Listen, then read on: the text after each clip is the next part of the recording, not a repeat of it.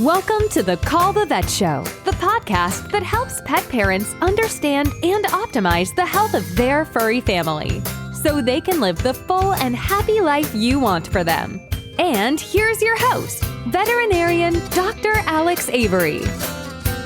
Hello, kia ora. Welcome back to another episode of the show. I'm delighted to be bringing you a listener question today and hopefully giving some top tips that will help solve that problem. And it's a problem that a number of you will no doubt be facing now or will face at some point in the future. It's very similar to a problem that I had recently where I was in the garage and there was this puddle of water. I was looking up at the roof because it was raining, wondering where the leak was, and then I realised it was cat pee, which is pretty gross. It's not the normal problem for my cats, and maybe wonder what the issue was, if there was anything that had upset her, stressed her out. Thankfully, it seems to be a one-off, and otherwise she seems to be fine. But Kim is dealing with a very similar problem, albeit a poop situation rather than a peeing situation. And here's Kim to explain the exact issue that she's having. And now, on with the show. Hi, my name is Kim, and my kitty is a 1.5-year-old Torby. I guess she's tabby and tortoiseshell. She will pee in the litter box, but she poops in the bathtub. I use the wood pellet litter because it doesn't smell as bad. It's the clay litter. It's more environmentally friendly, and it doesn't track as badly.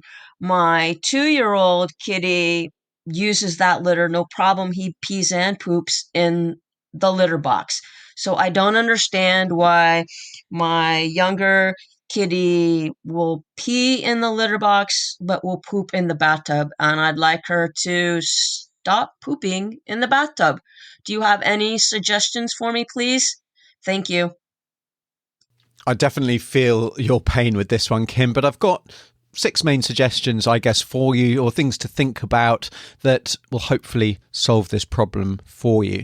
Now, the first one is to keep the litter clean. Now, I'm sure you're doing this anyway. I'm sure you're cleaning out the litter tray, pretty regularly and trying to keep it clean. But some cats, they really are just super fussy about using litter that has been used, or even think sometimes looked at by another cat or even by themselves.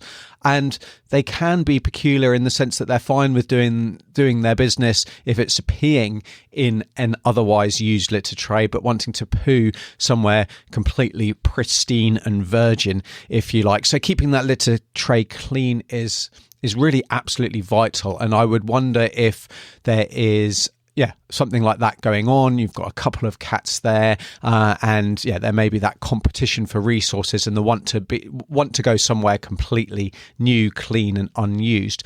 With that in mind, the next suggestion is that we need to be having multiple litter trays. So the general recommendation is that we should have at least one more litter tray than the number of cats in the house. So with 2 cats, that's 3 trays, and that's at least 3 trays, and they also need to be in different locations in the house as well. If they're, 3 trays next to each other or in the same room, your cat is going to perceive those as actually just one great big tray.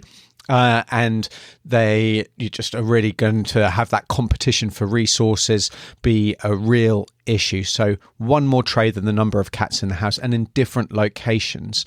Now, those locations, it's also important that they are not in the main thoroughfares in the household. So in the middle of the hallway, for example, or in the corner of the kitchen where the whole family life happens. They need to be kind of hidden away, or not so much hidden away, but in quieter areas. And they also ideally need to be in places where your cat feels safe and secure to use them. So somewhere like the corner of a room is good, because your cat can go and do their business in the litter tray, but they can survey all of their surroundings so that they feel safe without the risk of someone or another cat kind of interrupting them, jumping on them, and so they feel threatened and are less likely to use a tray in that location. The next thing to think about is litter type. So you spoke about, the different litter types that maybe you've tried, and we're looking for a more environmentally friendly option, which is fantastic, because I think certainly the clay-based litter and the kind of plastic bead based litters, silica litters are not the most environmentally friendly. Another option from wood pellets is actually to use a shredded recycled paper pellet type litter. One brand that we have over here is called Yesterday's News. I don't know if that's just a local brand or if that's a global brand, but I'm sure you'll find something similar. Also need to think about added scents. So even with these more basic, in inverted commas, products, sometimes they'll have scents added to them, and that really puts a cat off using that litter tray as well. So yeah, it's often best just to stick to an unscented product. So we like the scent as people, but cats typically don't. So that's a few things to think about with regards how you're managing the litter tray situation in the house. The next step is to try and change the behaviour. And the first step would be to actually have the tray in the bath. Now, that's clearly not where we want it to live. But if your cat is doing their business, they're choosing to go to the toilet there, we want to get them back into the habit of actually going for a poop in their litter tray. So putting a tray in the bath, and then hopefully when your cat is accepting that and is using that, we then move it slowly, bit by bit, over a few weeks to where you actually want that litter tray to live. And the idea being then that your cat kind of follows that tray and uses that tray to do their business as it slowly moves into that ideal location. To then put them off actually going to the toilet in the bath, you can add just a little bit of water in the bath and keep a little bit of water in there, just an inch or two. Cats really aren't going to go to the toilet in that situation, so it's going to put them off and, again, encourage them to use that litter tray. And then my final thoughts are obviously having, not kind of met you, Kim, and not seen your cat and examined your cat, to make sure that there's no gastrointestinal issues, that there's no problems with their frequency and their urge of toileting, making sure that their stool quality is good. There's no concerns about the potential for parasites. There's no mucus or blood there, which may suggest a colitis, where we frequently get a real urgency to go to the toilet. That there's no kind of diet-related issues that are responsible for this. So I think if you're struggling to get this under control, a checkup with your vet is never going to be a bad idea. Monitoring their weight and all of that kind of thing that we should be doing anyway for our cats. Helping your pet live the happy, healthy life they deserve. Now, if you've got a question about your pet's health, your dog or your cat's well-being, that could be their physical health, their mental well-being, a problem that you're having with them, and you'd like to ask me that question, then you can do so. There's a link in the description to this podcast, which should be in the app if you just kind of click through.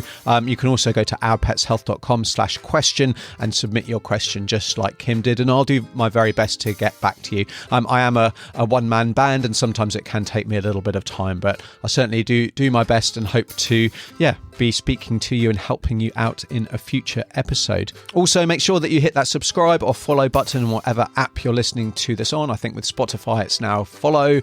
Apple Podcasts, I'm not too sure. I'm an Android man, but hit that follow, subscribe button, and you won't miss out on any of my future episodes. And until the next episode, I'm veterinarian Dr. Alex. This is the Call the Vet Show, because they're family. That's it for this episode of the Call the Vet Show. Be sure to visit callthevet.org to join the conversation, access the show notes, and discover our fantastic bonus content. We'll see you next time.